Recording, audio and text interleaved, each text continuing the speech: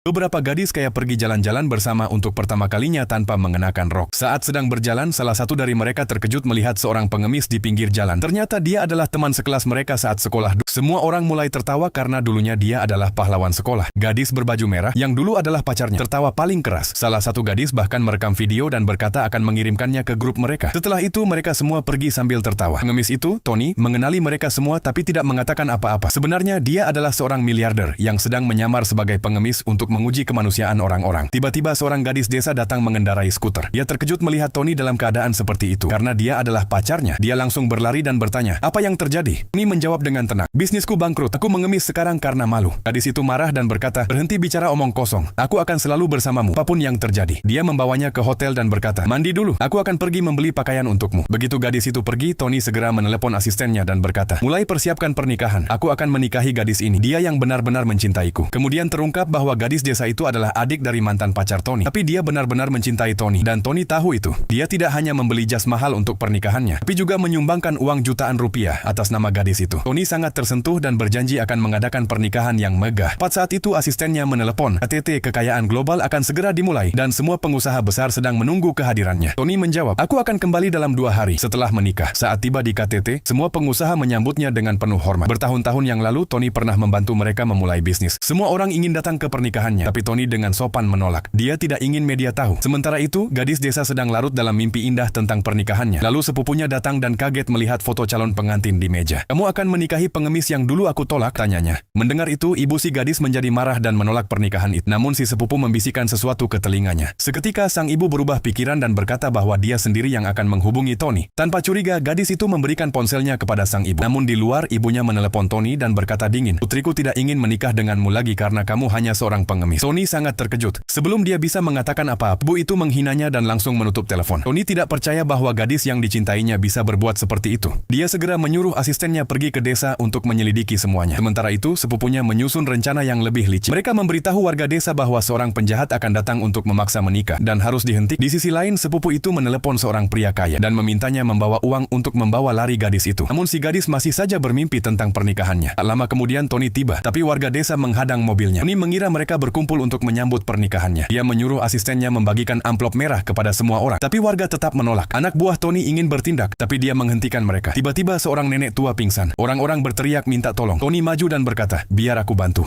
Dia membaringkan nenek itu dengan hati-hati, mengambil sebotol air dan memanaskannya menggunakan kekuatan dalamnya. Di depan semua orang, dia menuangkan air hangat itu ke mulut nenek. Dan keajaiban pun terjadi. Nenek itu sadar kembali.